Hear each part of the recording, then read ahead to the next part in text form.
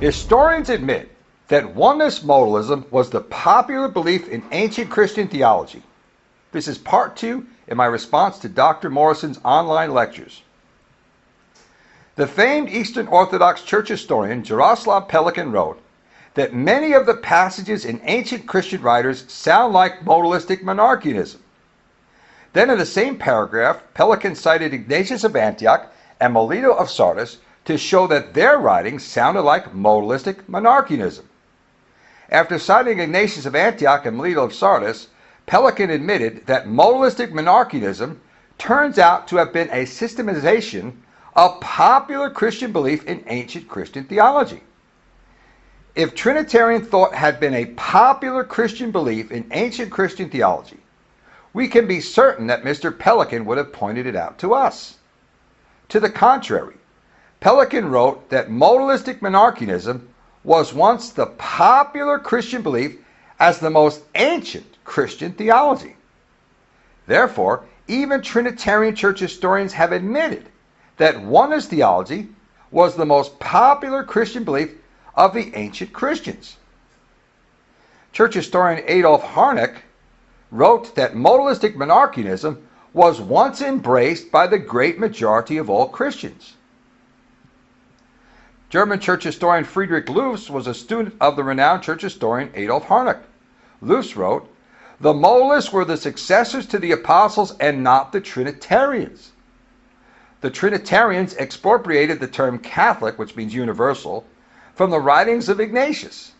When they increased in power and in numbers, they branded the modalists who preached one God as heretics and styled their group as Catholic." Trinitarian Protestant author Harold Brown wrote that it is impossible to find true theological orthodoxy within the first 200 years of Christian history. And I quote from Dr. Brown, "It is impossible to document what we now call orthodoxy in the first 2 centuries of Christianity." The context of Dr. Harold Brown's introduction to his book affirmed that there was no true Trinitarian orthodoxy within the first 2 centuries of the Christian era. Harold Brown was clearly addressing the theological orthodoxy regarding the Protestant idea of a Trinity. According to the semi-Arian writers Tertullian and Origen, the oneness modalists were always the majority in the West, and the oneness modalists were the general run of Christians in the East. I find it amazing that even though the opponents of the modalists, such as Tertullian and Origen, who themselves confessed that the modalists were always the majority of the faithful as the general run of Christians, hard-hearted Trinitarians continue to think that they know more than those who actually lived during the 2nd and 3rd centuries. Since many Trinitarian scholars and historians have themselves admitted that the modalists were the Christian majority before the Trinity developed, it really is shocking that Trinitarian apologists like Steve Morrison and Edward Delcourt would revise the historical facts.